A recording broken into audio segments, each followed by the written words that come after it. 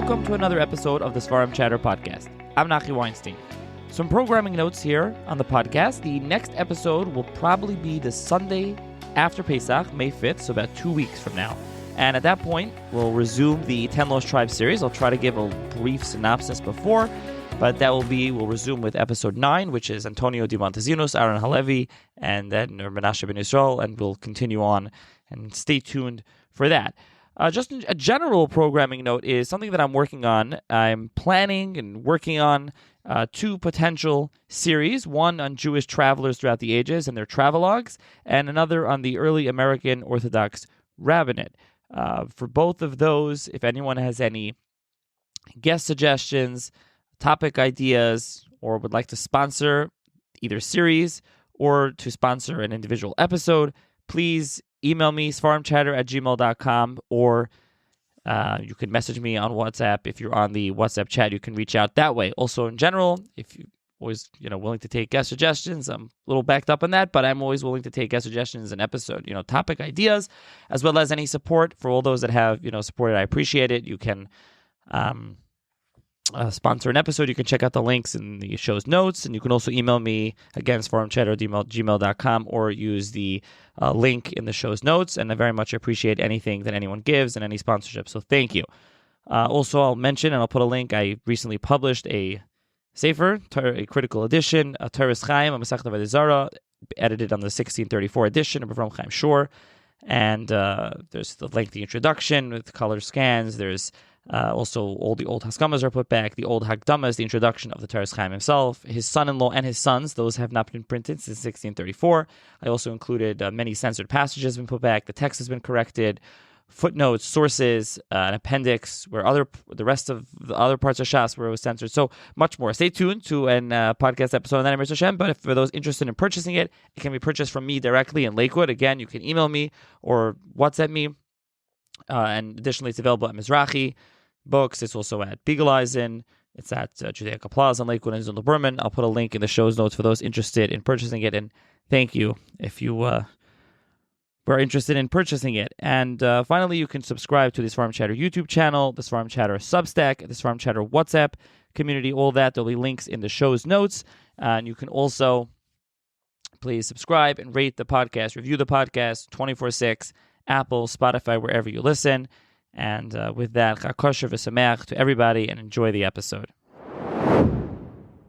Hi, everyone. Welcome to another edition of the Svarim Chatter podcast. On this episode of the podcast, I'm going to be joined once again by Rav Eli Simcha Hellmann, who is the Reish Koil and Reish Machayin of Koil Achsanya Shel Torah. And this time, we'll be discussing a brand new publication, a brand new haggadah that the Machayin just published, which is the Haggadah Shel Pesach Likutei Yosef, Rabbi Juspa Schammes, which name is actually Rabbi Yiftach Yosef, he's called Mechuna Juspa Schammes, and he was the Schammes in Vermeiza, in Worms. He died in 1698, to give you a sense of when he was, and we'll talk more about him briefly in a minute.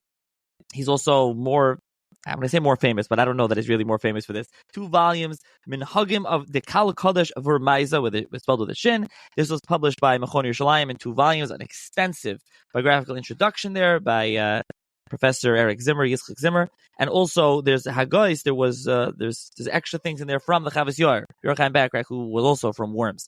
So, this is who we're dealing with. This is a brand new Haggadah. And, first of all, thank you, Rabbi Hellmann, for joining me once again. Okay, thank you, Nachi, for having me back on. So, it's funny, as I have joked, that a lot of Haggadahs come out every year, and this year is no different. I think on the thread I have going on on Twitter or X and on the WhatsApp chat, there's around 40 now, and I'm sure there's more that I don't have on there. So there's more. It's always between 40 and 60 Haggadahs, English and Hebrew. But I don't mean to minimize and say not many are worthwhile, but there's not many that are real.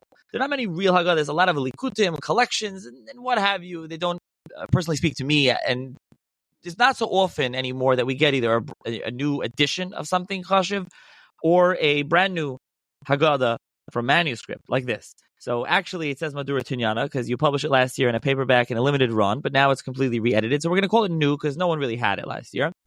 And so this is Haggadah of Rav Juspa Schammes, a very chashiv individual we'll talk about, and we'll talk about later on at the end about the story of the manuscript and how you got it and where it's from and all of that. So let's just jump right into it. And it's a very interesting haggadah. So let's talk about it. So let's talk about Rav Juspa Schammes to start. As we said, I mentioned his name is Rav Yiftach Yosef, not a common name, Yiftach, obviously from Nach. So what's his background? What's his biography? So Reb Yusfa, better known as Reb Yusfa, was born in 1604 in Fulda, actually. So he's not a native to Worms.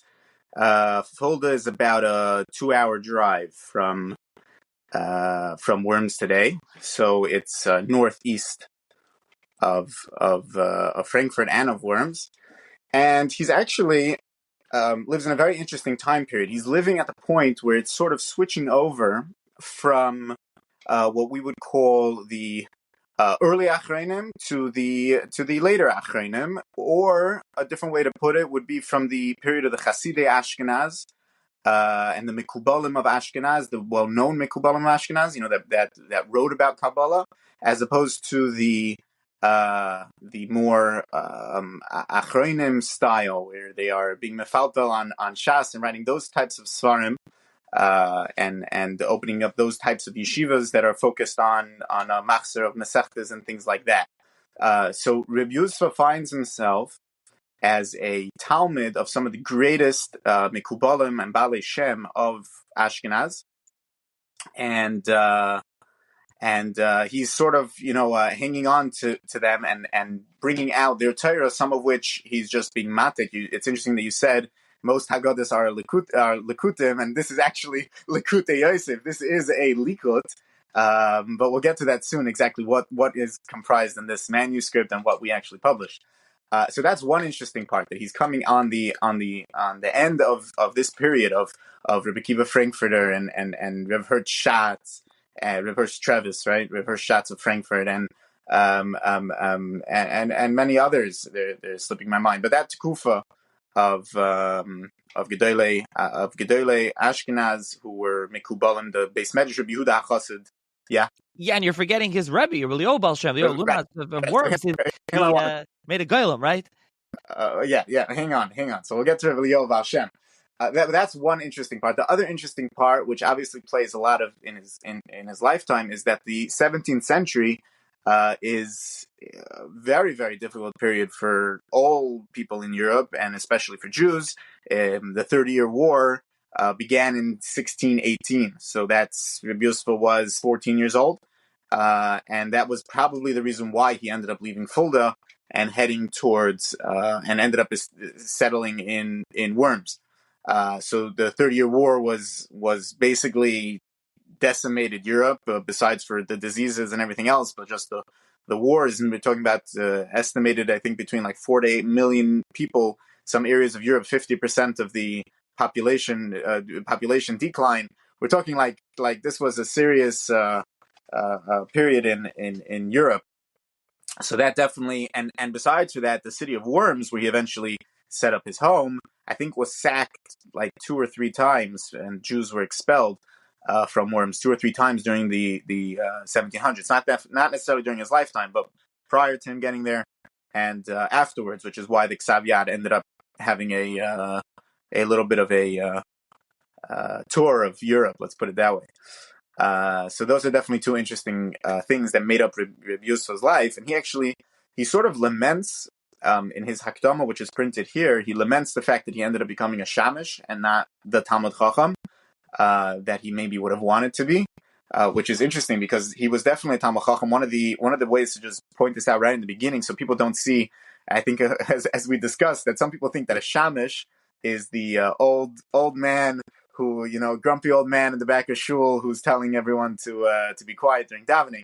Rav Yusfa was definitely not. I mean, maybe he did tell people to be quiet during davening. I don't know, but he definitely was. That was not his main tafkid. He was, first of all, he was a sheikhet, a sefer, and a mayil of the city of Worms. He was well known. There was other mayilim in Worms. It's clear from his ksavim, but he was definitely well known for that. Besides that, he was clearly a massive Talmud Chacham from his writings.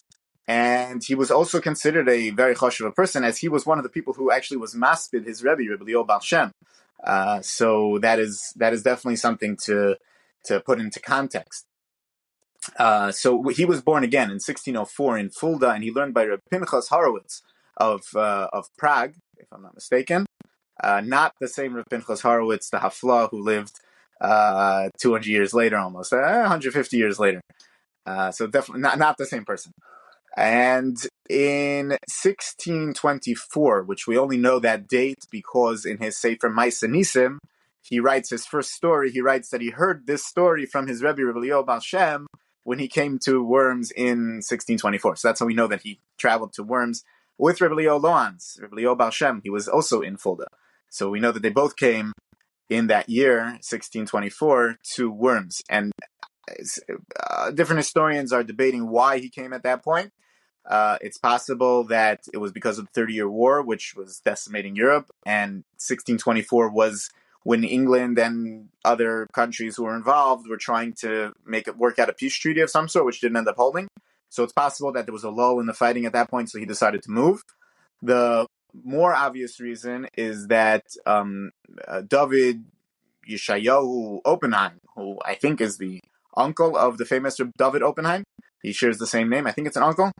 So he was one of the parnosim of Worms, and he ended up building the extension to the shul, which today is known as the Rashi shul, which obviously is built 500 years after Rashi and has nothing to do in particular with Rashi, except that the legend has it that way. But likely there was this base medrash that was built, and his Rebbe, Rebbe Eliyahu Baal Shem, moved to Worms, so that's probably why he moved in that year. So that's the basic background, I think, to cover Rav Juspa Schammes and who he was and what he was dealing with and why he was basically entering a kehila, which was one of the oldest kehilas. I think it's important to mention that Worms, I'm sure most people who are listening know this, but Worms was literally one of the three kehilas that make up Ashkenaz, right? The kehila Shum, which was considered the basis of Ashkenaz. Shum is Speyer and Vermeiza and Mainz, right? Speyer, Worms, and Mainz. So these were one of the oldest. These are the oldest kehilas in Germany. And what's interesting is that in his Ma'aseh Nisim, which we'll get to, but it's I guess important to say here, he writes that the reason why Worms was some of the kinnis that we say on Tisha B'Av is about Worms being destroyed. Actually, he writes over there that the reason why they were so badly punished, so to speak, during the Crusades was because they existed since the times of Ezra and they didn't come back. So that story definitely can be questioned in historical context, whether or not there were Jews there at that point. But he actually writes that, and that story is also recorded again. I think it's in the Noiketzin Yosef. I didn't have time to check it out, but I think it's also Noiketzin Yosef. But I think that Rav Juspa is the one who originally wrote this, and that's where we know the story from. So that's a synopsis of Rav Juspa's background. Yeah, a couple of things to jump in. So first of all, the 30 Years' War, for those that aren't familiar, this, as you said, ravages Europe, and this has to do with the Reformation and the Counter-Reformation and the Protestants and the Catholics and everything that's splitting apart the Christian church. Now, Worms, as you say, is one of the... I've talked about Worms in the podcast previously. This is the Heiliger Sand Cemetery, one of the oldest cemeteries in Europe. I think the kever there's a 1,000-year-old farm there. I mean, you can go visit the it's a pretty amazing basic forest. The oldest kever north of the Italian Alps, if I'm not mistaken, is there. I think that's correct. And there's the famously Marami Rothenberg is buried there with Alexander Wimpfen, who rescued his body. The Maril is buried there, and there's the Chavis Yar, who, as I talked about, we can mention that where he comes after. Rav Juspa Schammes is there, so it's a real titans of Jewish history are buried there in Worms. A very important kehila, part of Shum, Kehila Shum, as you mentioned. By the Crusade, one of Vermeiza and Worms, so extremely important community. And so Rav Juspa goes there, and you mentioned in this haggadah, which is a likut, but it's a likut from a kadmon, very different story when we talk about likutim. And so he does in the beginning, in the front, he does lament the fact that he says he's an ani ve'evian, and this is what he did, and he was all busy his whole life with this. He had no time. This is what he had to do, being a shamish and doing all these little things. And that's why he called it Rav Juspa Schammes. That's what he did. But we know he has svarim. And I just want to ask you also about you mentioned Ma'aseh Nisim a few times, and what's that? That's, I think, was that, correct me if I'm wrong, that was the only work of his that was published, right, for a while? Was that originally his son published that, I think? There was the first work that was published by his son. His son when Worms was the Jews were expelled from Worms in 16 the end of the 1600s. I'm forgetting exactly the year. So he ran to Amsterdam and he published it over there, Maisa Nisim, which is basically a storybook. It seems that the original Maisa Nisim was written in Hebrew and it was translated to Yiddish in order to make it more accessible. But it's actually interesting. You find in a lot of the Genizas in Europe, in the shul attics that they've been pulling out, you find copies of Maisa Nisim more than any other sefer. It's very, very interesting.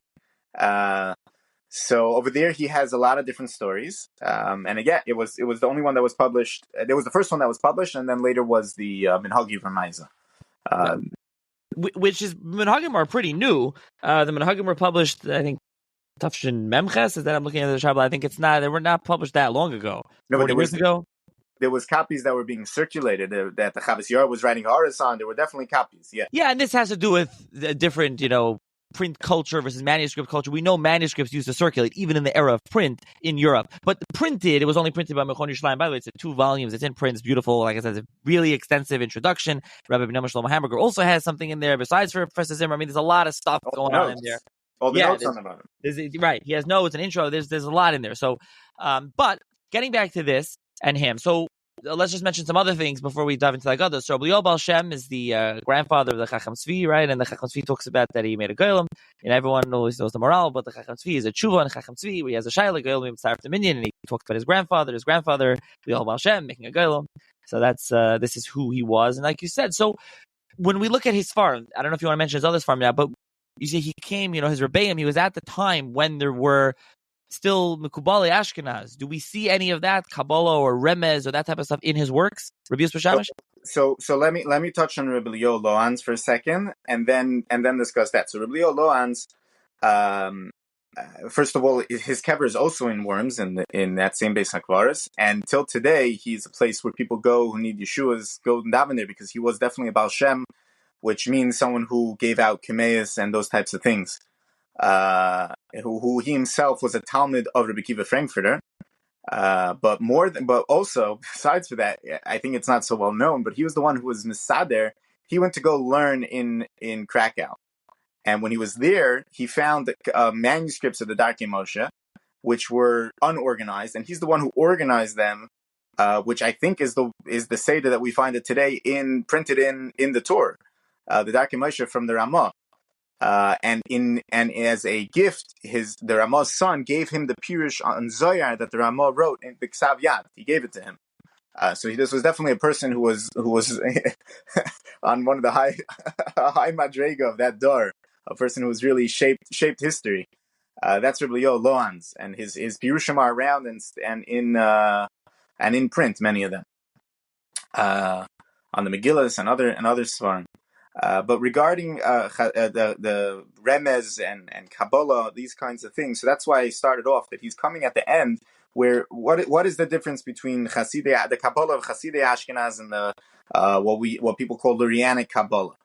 So this in a very simple terms, the Kabbalah of Hasidei Ashkenaz, Rekeach, Yudah Chassid, and others, is basically using numerical values to give more meaning to whether it be tefillah, whether it be gematrias in the Torah, or other kinds of remazim, as opposed to Lurianic Kabbalah, which is pushing further into mysticism and giving mashalim and other kinds of esoteric ideas levels to the Torah. So it's definitely a different style, and you can see it right away. So he in Rav Juspa Shammes's Svarim, he is using the Kabbalah of Hasidei Ashkenaz, bringing gematrias, bringing these types of ramazim throughout. Although the haggadah itself, the Pirshan Haggadah, is very much pshat, very much explaining what's going on. He asks questions, gives tirutzim, but often his tirutzim will include these types of gematrias, some of which you can find earlier. Now, what's very fascinating, now that I think this is pretty clear that he's not a Lurianic Mekobel, and he doesn't use that Mahalech. What's interesting is that this manuscript is made up of 4 parts. There's the part on Tefillah, there's the part on Birchas Hamazon, there's a part on Pirkei Avos, and then there's the Haggadah. So in the Haggadah we printed is actually included the Birchas Hamazon because Birchas Hamazon is part of our Haggadah. So you have 2 out of the 4 parts in here, and part of the Tefillah also, Hallel and Nishmas, we also included in this Haggadah. But in the Tefillah, he writes that he's taking this from the Siddur of Rav Hertz Trevis, Rav Hertz Schatz. So that's the Likud part. He's being malakit from there. He writes that. The Birchas Hamazon, he writes that he's taking it from Nosson Shapira, who is this basically second generation Poland, right? He was the Rav of Grodno, Talmud of Reb Shalom Shechna. So he's second generation Poland. And then the Pirkei Avos, he writes that he takes from the Medrash Shmuel, which is Reb Shmuel ben Uzida, who's a Talmud of the Ari. That's what's fascinating, because the Rav Hertz Travis is definitely Hasidei Ashkenaz style. Rav Nosson Shapira, it's not even so much Kabbalah, but it's also a similar idea. But what's he doing? Taking a likud from the Medrash Shmuel, what's it doing by him? Why? First of all, why is that a sefer that he is finding something to be malakit from? And it's not his style. It's not from his base Medrash. It's an interesting thing to note. And I don't know if I didn't notice that the historians were pointing this out, but it's something very interesting. Interesting. And so we'll get more into, I think we'll get into that Haggadah now. We'll get more into some of his farm at the end. And interestingly, although this is the first time that part of this Likutei Yosef has been printed, it was used because we know that Reb Seligman Ber in his Avodas Yisrael Siddur, he had access to this manuscript and he used this. So it's not, and that Siddur obviously was published and very used. So it's made its way somehow, some way into Svarim, even though this is the first time it's being printed. Okay, so and we'll talk about the manuscript and the other Svarim after that. So let's jump into the Haggadah. As you mentioned, this Haggadah, you want to go ahead, you can take it. It's a likud. I just want to say it's a likud. They say Likutei Yosef, but it's a likud. It's his own commentary. There's remez. He has chat. Go ahead. Well, he doesn't say what this is a likud from. The other 3 parts, he tells you where he got it from. On the Haggadah, he doesn't bother telling you. And if you look up a lot of the Torah, it's hard to find. Some of the stuff is very similar to other things, but some of it seems to be original. So we don't know if he was feeling that it was a likud because he was being matik from what his rebbeim told him, or was he using a sefer that we don't have today, or is it something that we just haven't come across yet, or he's being malakit from multiple different svarim. So that's something very interesting. So now let's discuss the Haggadah itself and the commentary. As you said, it has the introduction talking about. Now that introduction is the introduction to the Haggadah, or that's an introduction to the whole Likutei Yosef that you put here in the Haggadah? No, it's an introduction just to the Haggadah, and also there's an introduction just to Birchas Hamazon. In this same manuscript, there is actually a 5th part, which I didn't mention, which is that he was very proud of his last name, which was Menatzpach, which is all the Osios Sophios, all the letters that have a Enda letter, as we call it. And he says that it's a mishpacha miyucheses and a whole arichas. He goes on and on to discuss that. So that's a couple of pages at the end of the manuscript, which I think actually on the inside page. Yeah, we ended up putting it on the inside page after the cover. You can see. I think there's 2 of those pages we used as the background. So you can see just a little bit of what he was writing, but he has all sorts of gematrias and all sorts of stuff going on about there. But no, this is the Haggadah to the Haggadah Shel Pesach. Yeah. So one of the first things to mention before we even discuss the Haggadah is what is the difference between the 2023 edition and the 2024 edition? What happened?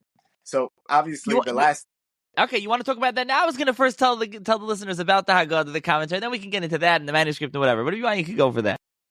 Okay, so let's first do the Pirush. Let's talk about the Haggadah, and then anyone that still wants to hear about what the difference is, because obviously this is the one that's accessible. So let's talk about this first. So there, you have the introduction. Does he say what, he said, he doesn't say who he's quoting from, but what's he doing stylistically? And then are there some examples that we can talk about what he's doing in the Haggadah? So the Haggadah starts off with 132 questions. 131 questions. I apologize. They were actually misnumbered in the Ksav Yad, and we fixed that. But there's 131 questions, and the Birchas Hamazon I think has 39 questions before it, and in there he lists all the questions that he's going to deal with throughout the Haggadah, Some of the questions are pretty standard. Some of them are quite interesting and questions that everyone asks, but simply doesn't. You don't find the Mefarshim discussing it or don't discuss it head on. And he actually takes it and just asks the questions as is, and gives a pirush to it. I mean, one of the obvious questions is why is Kahalach Manya in Lashon Targum, and why does it then switch and things like that.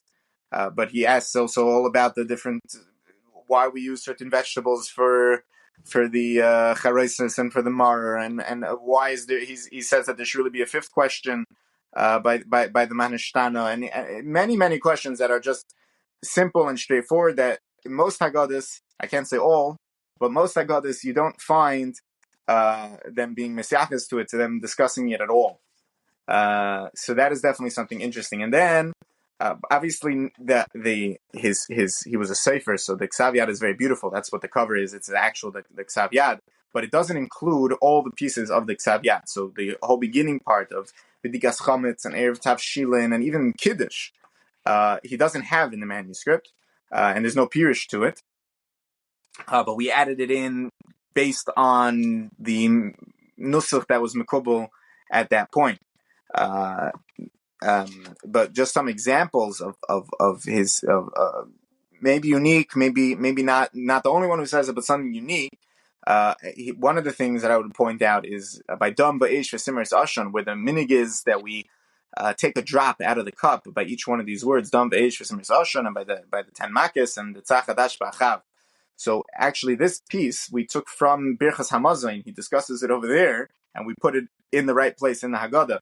And he says that if you count up how many times you take a drop out of the cup, it's 15 times that you take it out, and that's connected the 15 piyos, the 15 sides of the Charbay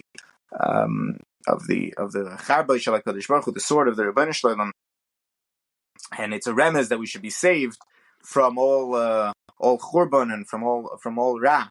And then the next piece is actually something very interesting, which to me, it's every time I read the Haggadah, it's something that bothers me. Rabbi Yehuda Yenaisamem Simonim Titzach Hadash B'Achav, and everyone says, "Wow, Rabbi Yehuda was really told me something brilliant here. He made Rashi Tevis." So what exactly is the Greis Chiddush of what Rabbi Yehuda says? So he explains. Other people explain as well, but he explains that the machlokes over here. Of where the makis what is going on? What is the discussion? So he says that Rabbi Yehuda is telling you that they work in three parts. There's the tzach dam tzfardei akinim was one set, adash, which is orev dever shchin, is another set, and ba'ach, which is barad arba choshech, is another set. So it's really three sets, and the beis just didn't have a partner, and that's why it ended up there connected to ba'achav. That's why it ended up over there. And then he says, so this word I found in one other Haggadah, Naftali Svarotzin, maybe it's another, but also pretty early Pirush. I think it's from Naftali Ginsburg, if I'm not mistaken, right? Naftali Svarotzin? I think that's who it is. Yeah. Yeah. But then he adds over here at the end that he says, Medrash, which is in a Medrash Rabbah, he brings that on the Mate, Moshe's Mate, it said, Tzach Hadash B'Achav. And over there, V'Omer Rabbi Yehuda shezeh ois v'simen shahayu hamakis mishulashin. Uchenegdan Omer HaKosev B'Archazok B'Zayretuya V'Meragada. That it's the same Rabbi Yehuda. He wants to say that Rabbi Yehuda and this Rabbi Yehuda is the same Rabbi Yehuda who says it's mishulashim, and that's why that's Rabbi Yehuda in the Haggadah, which also comes out another chiddush, which is that oisais u'moivsim isn't being marba anything. It's just saying that these makis were oisais and moivsim. So he has these kinds of, this is just an example. It's every single piece in the Haggadah. That's why it's such a geshmak Haggadah. It's such a pleasure to use, because every single piece he discusses it, he dissects it, and he doesn't cover over it. He doesn't gloss over it to try to get out of the question. Yeah, he really brings everything down. So it's interesting. He has those 131 questions. You know, Barbanel does this, and others do this. But then he also has, throughout, he has many questions. But as you said, he has remez. He also has a lot of pshat. I just found something here. I'll just read. He says, Avodim Yinu Lepari, and he says, Ratzalema means to say, the Melech Atzma, he says to Pari himself. Shuhu Melech Kosher, Melech Bekipa. I'll just, paraphrase. He says to Pari himself. Pari didn't have somebody else he can go to. Pari himself. He was the main boss, and he was in charge of everything. And he says also, we read in Mitzrayim. What does that mean, Mitzrayim? we were in Be'ira, in his city, Tachas Mamish, right there on bottom. It wasn't. It's not like Avodim that they're in someone else far away. They're. It's like an absentee king. No, they were right there. He was right on top of us, right in charge of us. We couldn't do anything. And then he says, Mitzvah Lena L'Saper Hanigla V'Al Chalamar L'Saper Gam Hanister. So he brings you, it's Nigla and Nister. That you really see what you were talking about earlier. That he has these two things that he's trying to go with. But it's extensive. There's a lot of pshat in here. And extensively asking many questions, giving answers, going through it, and like you said, it's the whole haggadah. I will say, we should mention that it's not a very big haggadah. It's around 100 and I'm trying to think how many. It's like 150 pages, the whole sefer, right? You made it hardcover, beautiful cover, really very nice. And I already mentioned here that there may still be copies available in America. There'll be a link in the show's notes to order this through Koil Achsani Shel Torah. I think it's $25, and that includes shipping cost in that. Plus shipping. So plus shipping on top of that. Now, that, if it's still available, you get it for Pesach. You may not. I know Beagleizen had some, Jacob Plaza and Lakewood had some. I don't know if they still have as of when you're listening to this recording, so they may not. But otherwise, you can order from Koil Achsani Shel Torah. If not, it'll be available after Pesach. And so just wanted to put that out there. Now, let's talk about the manuscript, because there's an interesting story to this manuscript. It's bounced around. You said it has an interesting history. And so let's talk about its story and where it is today. One thing I do want to ask you, though, the manuscript said it is in Rav Juspa. This is Ksav Yad Kodesh. This is his handwriting? This is definitely his handwriting. And what's interesting, before we even discuss where the manuscript's been, which is more of a something interesting to historians, but even to everybody, the manuscript is it gives you a glimpse into life of that Kufa, the way he spells things, the way he writes things, his expressions. So I know that in the Minhagim you see it a lot, that he's not makbid on Lashon Zachar, Lashon Nekeva. He just switches back and forth. It wasn't a thing to be so careful with that. And over here, his spellings are all over the place. The Bezes and the Pays switch all the time because they used to pronounce Bez and Pei the same way. I think I once told you the story that there's a Sefer Torah that someone has showed me that that one of the words is spelled with a Bez instead of a Pei, and it was been around for 350 years. No one noticed, and it's an Ashkenazi Sefer Torah. And the reason why no one noticed is because no one ever realized the difference when the Balkari was reading it. They pronounced the Bez and the Pei so similarly. And another example is a Aleph and a Hey, or an Ayin. But actually, throughout the manuscript, he writes the haggadah shel Pesach. He writes it haggadah shel Pesach with an aleph, and some of those we switched. The ones that were glaring, like in the koteret, in the title of the Hakdama. So over there it said Hakdama le haggadah shel Pesach. So that just looked too bizarre. So that we actually changed. But most of the way through, you can see that we left in the words Haggadah. But these types of things are very much a specific style and from a specific Tekufa, which is something very interesting. But then regarding the actual Ksav Yad, so where it's been. So it started off obviously in Rav Juspa's possession, and when Worms was destroyed or the Jews were thrown out, in 1689. So it's unclear what happened to it. There's two options. Either it was left somewhere in the shul, somewhere in the basement, or in someone's house. It could have been, and it somehow survived. The other option is that it was taken out, and who it might have been taken out by might have been Rav Juspa's son-in-law named Rav Shmuel Zanvil, Sefer, who was actually his Memal Malkoin in Worms. And the reason why I say that is because his name is inscribed in the front of the Haggadah in this manuscript. His name is inscribed in there. This Reb Shmuel Zanvil. So it could be that somehow he took it out and brought it back when he came back from Hamburg. He ran away to Hamburg, and when he came back, it could be he came back. Why is it? Why do we think that it came back? Is because the next time we find it is there again in Worms. We find it by Reb Michal Sher, who was an Av Bezdin in Worms.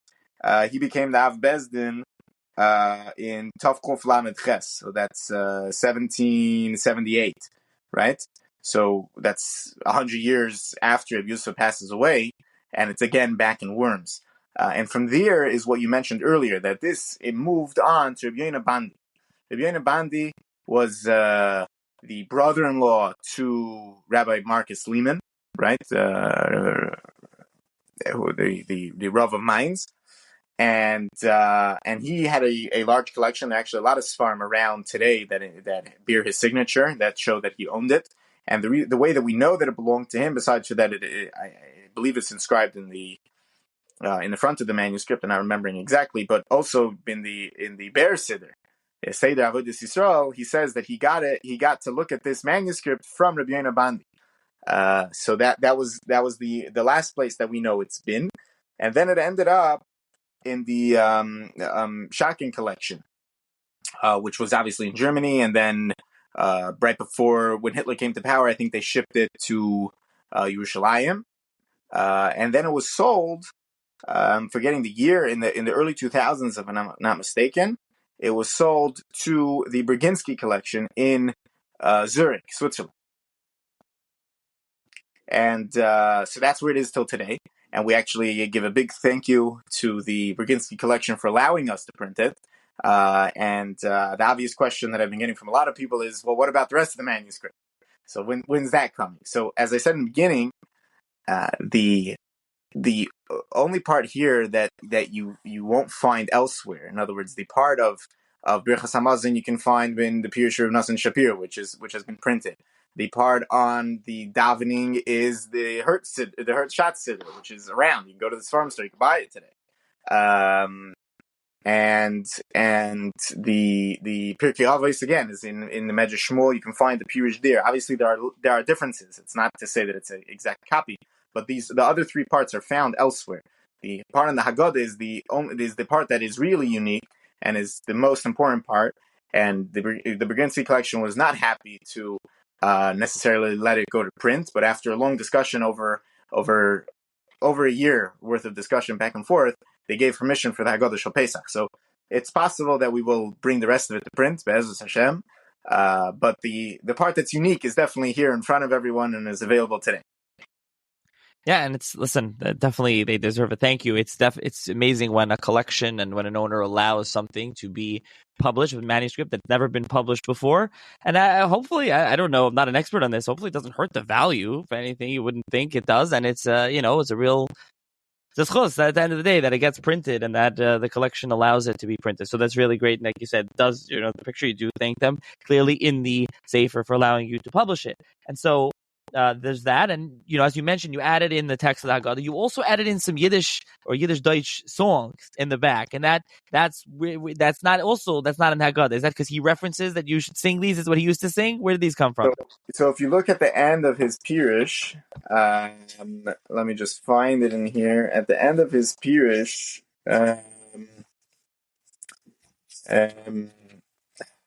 forgetting exactly what page it's on, but basically at the end, it's not mamish the end, but it's towards the end. He writes that you should sing 3 songs. You should sing the Adirhu, Chadgadia, and Echon Miyadena. And then he says you should sing it in Yiddish.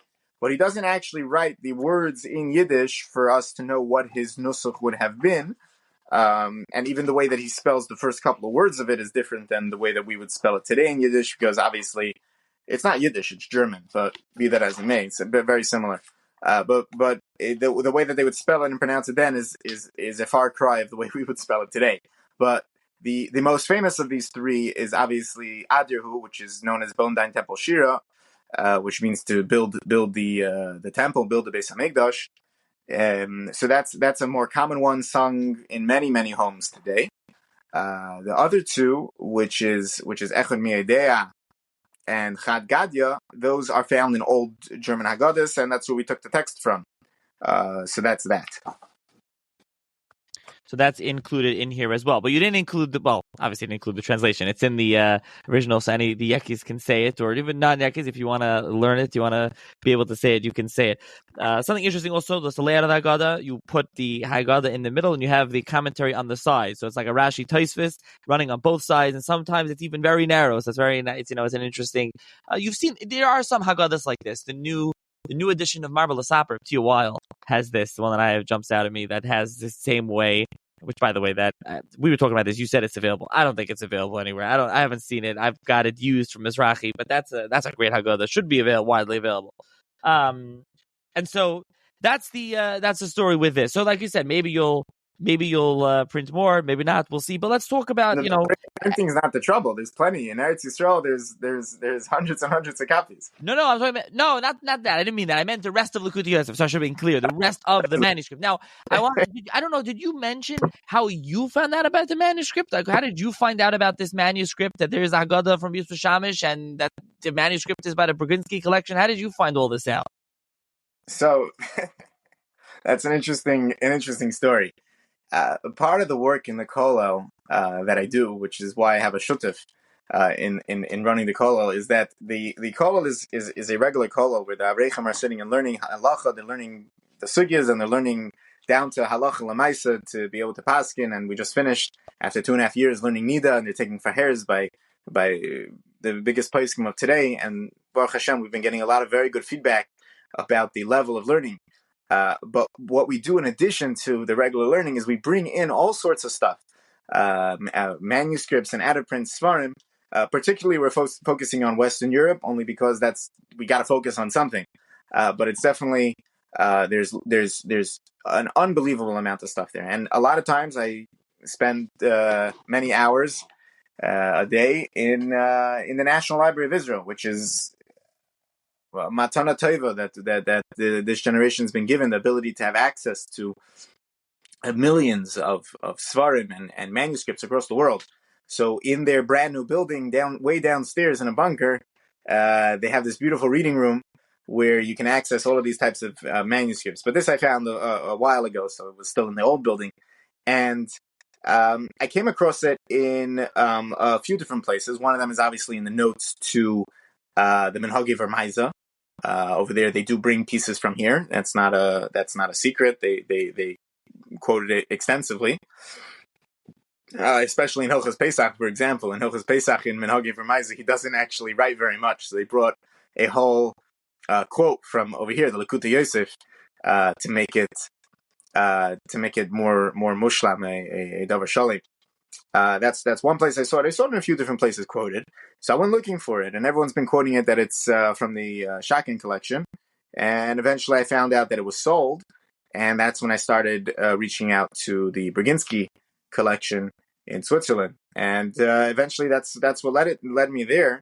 Now, one of the things I think I didn't mention, just by the way, about the haggadah, is that throughout the haggadah there are instructions on what to do. Now, some of those instructions are from Rav Juspa Schammes himself. He wrote them throughout the haggadah. Many places he just didn't bother telling you what to do, but you'll find in the introduction, whether it be in his hakdama or in his kashas or in his what he calls over here the Seder Shel Pesach, or in various other parts of the Pirush, you'll find instructions that are there that he didn't end up writing in.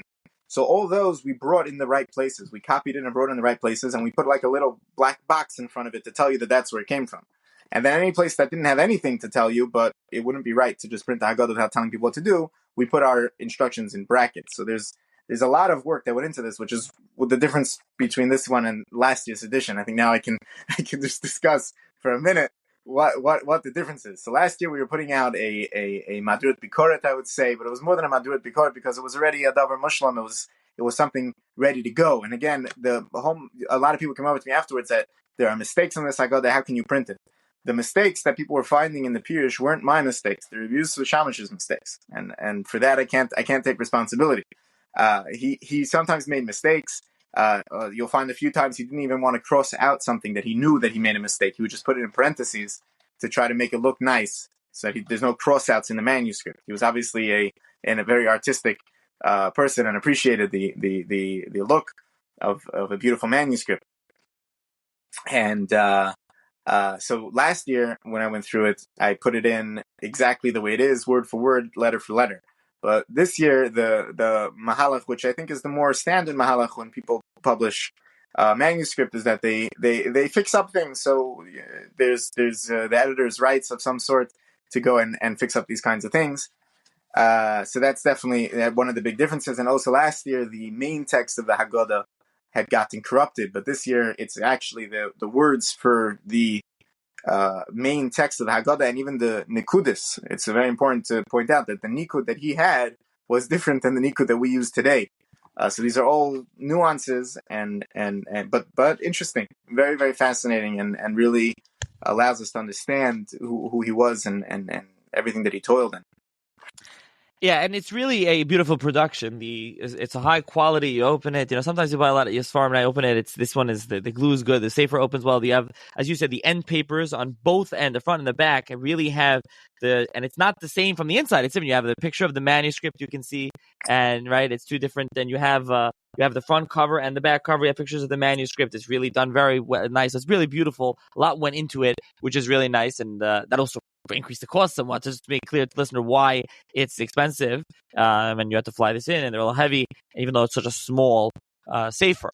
So there's that, and so okay, this is now what you put out. I don't know. I'll give you the opportunity now to talk about it. So you mentioned Kol Achsani Shel Torah. We talked about it on the previous episode, and there was an article in Mishpacha magazine for those interested. I can try to link to that in the show's notes. You can search for that and find that article for those interested in reading about it.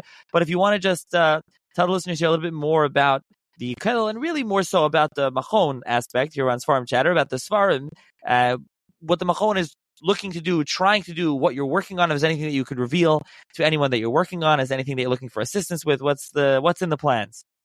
So in a one-liner, the difference between Mechon Achsani Shel Torah and the other Mechons that exist is that we're sort of focusing on the Sfarim that are not going to bring in tremendous profits and revenue, that they're going to be super, super popular. But Sfarim that are going to be to people who are interested in learning, people who are interested in high level scholarship, those kinds of things. So, one example is definitely this haggadah, which is going to speak to someone who's interested in something from 400 years ago, from someone who not necessarily they heard of, but it's a manuscript and something very interesting. One of the Sfarim that is about to come out, which I guess when this goes live, there'll still be 2-3 weeks for someone to put in a dedication, which would definitely be helpful to make sure that these Sfarim keep coming. That is the Amir Lebeis Yaakov, which I think we discussed briefly on the past one. Maybe we'll do another podcast on that one. I don't know, but that is a sefer that was used by every woman in Germany. This was the sefer that she used to know the mitzvahs that she's mechuyev in, nida, chala, hadlakas haner, and melicha. Those were the mitzvahs, and this was the sefer that was used. It was printed in German. Today, it was a little pamphlet. It was 40-50 pages. Today, it's a 400-page sefer with notes, bringing it to a level where the Talmidei Chachamim are having enjoyment from it and are appreciating it, and to see what he said, what he didn't say. That's another kind of a sefer. We're working on many other Sfarim. Yeah. I want to jump in just Amir Lebeis Yaakov, and yes, you showed me you had a printout in the paperback just as before pre-publication. Really beautiful, extensive introduction. By the way, it's been translated now to Hebrew, and also it's a B'Yitzchak Dov Levi Bamberger. This is the Würzburger Rav, your grandfather, great-great-grandfather, whatever. But and so this is a very chashuv sefer. So now it's in Hebrew, extensive notes, additions, etc. And perhaps we'll do another podcast episode when that comes out, Mr. Shem. So we'll leave that. As you said, you're still taking dedications. And for those interested, I'll let you finish talking about other projects you're working on. But you can say your email address. I'll put it in the show's notes. And for anyone seriously interested, they can, unless you want to give your phone number, they can contact me. I can put them in touch with you. Anyone seriously interested. But anyways, continue. So that's Amir Lebeis Yaakov. There are many other Sfarim. It's obviously too much to discuss. We have many things that are being worked on simultaneously.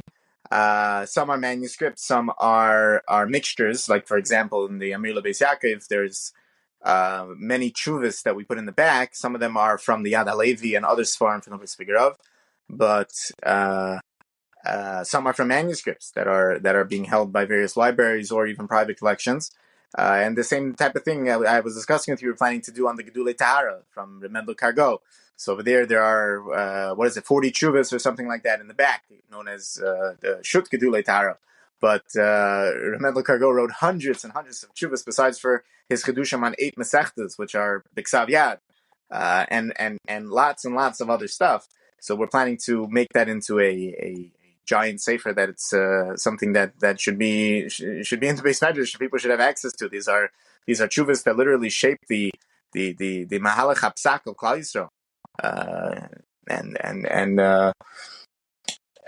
Mikar Chaim Tferes Tzvi is another sefer which is getting ready to go to print, Be'ezus Hashem, which is Reb Schneier Ziskin Gundersheim, one of the Dayanim of Frankfurt, who wrote a dual pirush on the Shulchan Aruch Hilchos Nida, and used as the basic sefer is the Chavrusa of the Sidrei Tahara, and is a basic pirush on Shulchan Aruch. The Mikar Chaim part is like Piskei Dinim, and the Tferes Tzvi is Harichos. There are lots and lots of svarim that are in the works, and people who this speak to should reach out and give chizuk, because it's a huge undertaking. And Baruch Hashem, we've been seeing Siyata D'Shmaya. It can't even describe it. So, Amen, it's kolashkenaz.org. That's KOLLELASHKENAZ.org. I'll put that in the show notes. You can check out the publications and different things there. You can purchase the Liquid Yosef Haggadah there. I'll put the link. You can be contacted. Is there an email address that anyone can reach you at that you want me to put in the show notes? Email to Seforim at Kol Ashkenaz. So SEFORIM at. Perfect. So I'll put that in the show's notes. If anyone wants to email you, there's also a parsha. There's a parsha. It's bi-weekly that comes out. Hopefully, it's officially a bi-weekly, but when we're putting out Svarim, sometimes it gets sidelined. There's also the podcast that go along with the parsha sheet. Now I took inspiration from you, and there's also a for those who are more Yekish leaning. In other words, the stuff that we do over here is more for the general public, and we're obviously focusing on Western Europe, but this is everyone can appreciate this. But for people who are more interested in the minhagim of Yekish Jewry, there's also World of Ashkenaz. There's a WhatsApp group, and there's a Substack known as worldofashkenaz.substack.com. I think it goes something like that, where you can see short video clips and these kinds of things, which are all very, very fascinating. And Be'ezus Hashem should give me the koyach to keep going. Okay, so yeah, Be'ezus Hashem, you should have the koyach to keep going in all these different all your endeavors, and really putting out these svarim. Especially these are chashuv svarim from Ashkenaz, from Germany, that really, a lot of them, whether it's manuscript or editions of svarim, like they haven't been redone, that should be redone. And so yeah, that's it. And this is a really interesting haggadah. So for those interested, like I said, there may still be copies, maybe not. You can definitely order. You'll get it at some point. And thank you, Rabbi Hellmann, for joining me once again. Okay, thank you, Nachi, and really a pleasure. Always a pleasure. Chag kosher v'sameach to everybody. V'sameach.